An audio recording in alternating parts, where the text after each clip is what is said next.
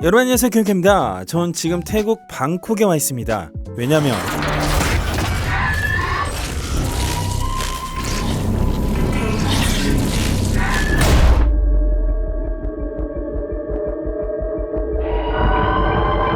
기대만발인 이 시리즈 에이리언어스를 누구보다 먼저 보고 배우들과 제작진을 만나기 위함인데요. 아직도 이런 찌라시를 사고 음악 듣고 피규어를 갖고 노는 제겐 아주 의미가 있는 시간이었습니다. 그럼 왜 방콕이냐? 이 드라마의 태국 로케이션이 상당수 담겨있고 650명의 스태프들이 상주하면서 만들었기 때문인데요. 그나저나 와 진짜 푹푹 찝니다. 아, 들어오니까 시원하네요. 사람들이 엄청 많습니다. 500명이 넘는 규모의 정킷 이벤트였고 현지 스태프, 배우, 그리고 태국 연예인과 인싸들, 학생들 정말 많이 작품에 참여했다고 하더라고요. Oh my gosh, oh my gosh. 올 때마다 느끼는 거지만 동남아 극장 진짜 좋습니다. David Zucker, executive producer. He is a lovely, lovely gentleman from New Zealand. He's a human, right? 네, 다 봤습니다. 와, 개쩔어요 진짜. 지금은 자세한 얘기를 못해서 포인트만 짚자면 작중 시점을 정말 잘 잡았어요. 팬들이 납득할 만한 딱 그 지점이고 인트로 첫 장면부터 완전한 에이리언 오마주가 나와서 그 세계관과 공기감에 뻑이 갑니다. 당연히 새로운 우주선 선내 묘사, 옛날 레트로한 미장센 폭발하고요. 이젠 배경이 지구이기 때문에 공간이 넓어졌고 스케일도 상당히 커졌습니다.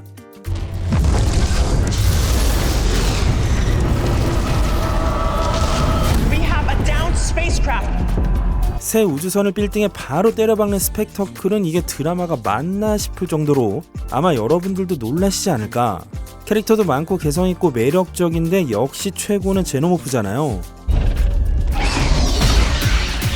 얘가 첫 화부터 나와버립니다. 이번엔 제노모프한테 인간들이 마냥 무력하게 도륙당할 것만 같지도 않은 게요, 인간들에게도 새롭고 강력한 존재가 있거든요. We're fast, we're strong, we don't break.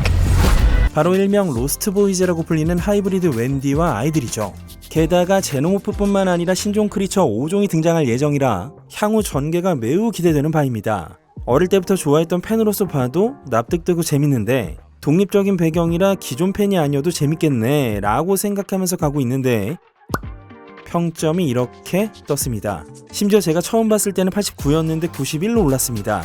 자세한 분석 리뷰는 곧 공개 당일에 풀겠고요. 자, 이제 배우들과 프로듀서를 만나봐야죠. 자, 웬디와 모로우 두 캐릭터랑 같이 인터뷰를 하는 건 이유가 있다는 생각이 듭니다. 둘 다 상당한 활약을 할 것 같은데, 그쵸? I mean, Babby's work is incredible in this thing. Just Thank you. get ready. I can't give anything away, but I say the same about you. I mean, Wendy's the heart of the show. I've seen all 8 episodes now, and well, I'm getting like even emotional talking about it. It's just a really beautiful show which you carry so incredibly well.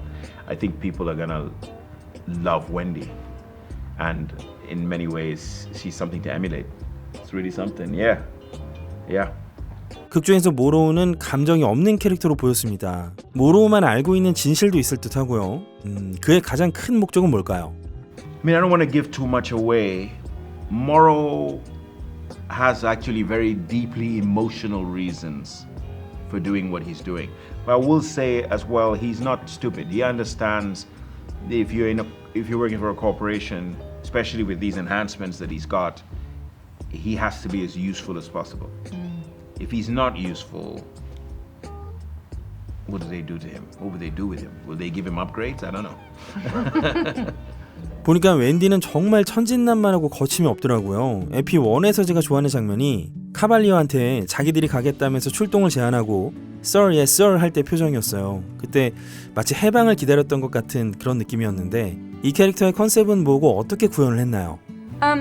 well, with Wendy, you know, it's the mind of a 12-year-old child placed into an adult synthetic body, and so there's no crash course on how to do that. I think for me, what did feel familiar was her personality. I got that. I understood her as a person, not as a child, not as a hybrid, just a person. And I only focused on that. You know, throughout the show, it's a lot about her identity and what others tell her. What, you know, a lot of other people are telling her who she is, what she is, but she's pretty steadfast in her gut instincts. And so I just stuck to her personality. Her stubbornness was so fun to play. And her innocence. There's an earnestness to her. She's so honest, incorrigibly honest, even if it's not a good idea to be as honest as she is. Yeah, I just leaned into her humanity and went from there. One of my favorite moments was go around. Yeah.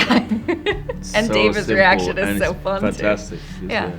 Yeah, she has morals. She Indeed. has, you know, she and a sticks. stubbornness that Yeah. it's just like, this is the way.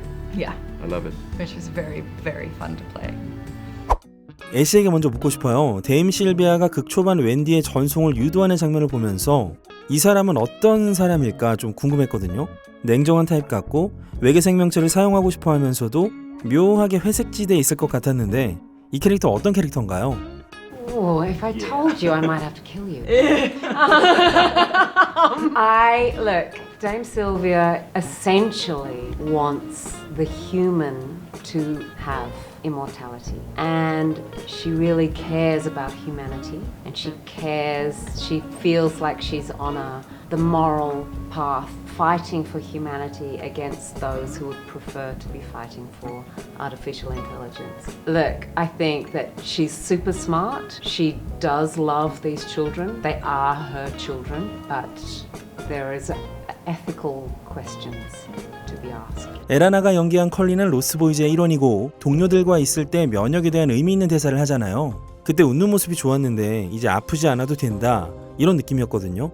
그래서 외부 생명체나 감염에 민감할 수밖에 없다고 생각이 되는데 과연 그런지 그리고 시스템에 대한 저항심도 있는 캐릭터인지 궁금합니다.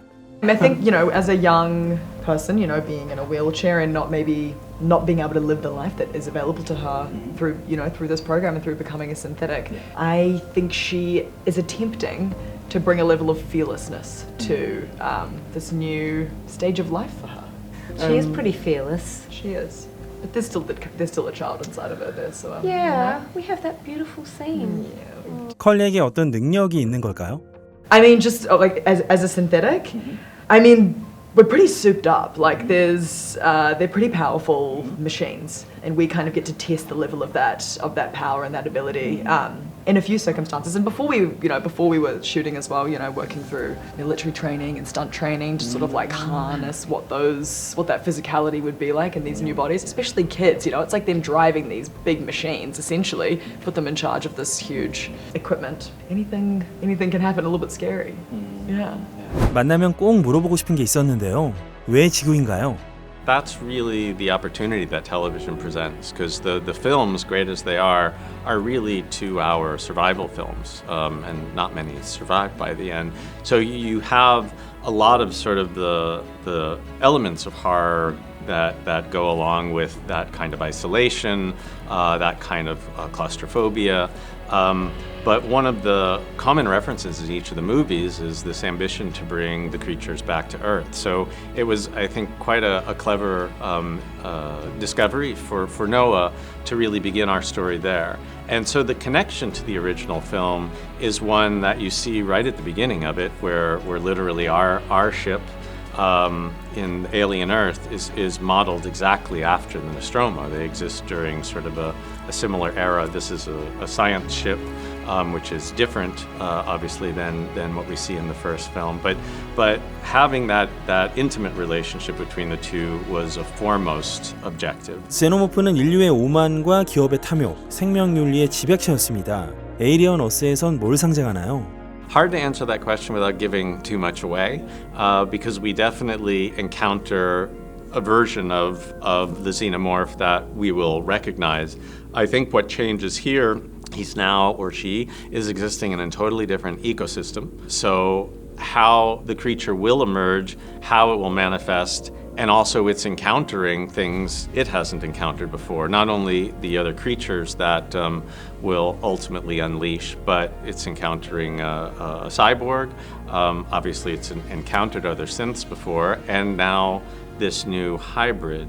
So I mean, we're seeing sort of a biological fusion here, and that's where I think we may begin to observe some different behavioral elements of the xenomorph than what we've seen in the films. Because the xenomorph in the films is sort of this fascinating edge between rapid reproduction and destruction. And it'll be interesting to see if we find some other qualities as the xenomorph is existing in this environment. 보니까 과거작들처럼 어둡고 공포스럽다기보다는 여러 캐릭터들의 감정이나 내면에도 집중한 드라마로 보였는데요. 시리즈 전편을 모니터링한 리들리 스콧 감독님의 반응. Well, the great thing about Ridley is he foremost doesn't ever want to step in front of another creator's vision. So his relationship with Noah and with FX was really to consult, support, inform. I know there was a lot of anecdotal sharing between the two about the making of with the xenomorph and otherwise. I'd say he was certainly blown away by seeing his ship recreated 46 years later. That was unexpected on his behalf. I think the caution for him was the danger and the ambition of creating not one but a multitude of new creatures and doing that in a way that's credible and that is as visceral as one wants it to be, because that's what Noah was reaching for. He really wanted the fans to have an emotional reaction in this series the way he remembered having it when he first saw the film. And so that's where I think he and Ridley really aligned. But I think Ridley is just really taken with, this is the first Ridley Scott film that's ever been adapted as a television series, and of all titles, one of his most iconic. And I think it's extraordinary to him to see this be able to undertake an entire new kind of pioneering pathway that's drawn from the original, but is something that we have never been able to explore across all of the films. 네, 정말 편하고 즐거운 분위기에서 이야기를 나눴는데요. 다들 자신감과 기대감이 있어 보였달까? 그리고 저희가 공개는 못했는데요. 태국 현지 스태프들이랑 배우들이 막 끌어안고 울더라고요. 진짜 고생 많이 하면서 끈끈해졌다고 합니다. 저도 좀 인사이트를 받았던 게 있다면 이제 헐리우드 작품들의 국지적인 영역이 넓어지고 있다는 느낌을 받아요. 새로운 비주얼과 세계관이나 비용 절감을 위해서 아시아 전체로 눈을 돌리고 있고 특히 태국이 많이 열려 있다고 합니다. 현재 정말 좋은 배우나 스태프들도 많고요. 그래서 영화 속 기업국가 프로디지의 배경으로 선택이 된 거겠죠. 언젠가 한국에서도 이런 크리처들이 날뛰는 모습을 기대하면서 오늘 순서를 마치겠습니다. 디즈니 플러스 오리지널 시리즈 에이리언 어스는 8월 13일 1, 2화가 동시에 공개되겠고요. 이후 주 1회씩 신규 에피소드를 순차적으로 공개합니다. 마지막 8화는 9월 24일에 공개 예정이고요. 곧 1, 2화가 공개되는 대로 분석 리뷰 들고 다시 올게요.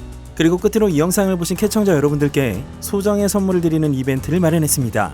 영상의 댓글로 기대평만 써주시면 되고요. 첫째는 디즈니 플러스 구독권, 그것도 무려 3개월 구독권을 5분을 추첨해서 드립니다. 둘째, 이거 제가 현장에서 기념 선물로 받은 저한테도 딱 한 장 있는 완전 오리지널 티셔츠인데요. 딱 한 분께 이 티셔츠를 제가 직접 보내드리겠습니다. 에일리언 어스에 많은 관심 부탁드리며 지금까지 기묘한 K씨의 K였습니다. You want to give the audience that feeling they got from the original Alien. When you go to bed afterwards, it's very hard to sleep.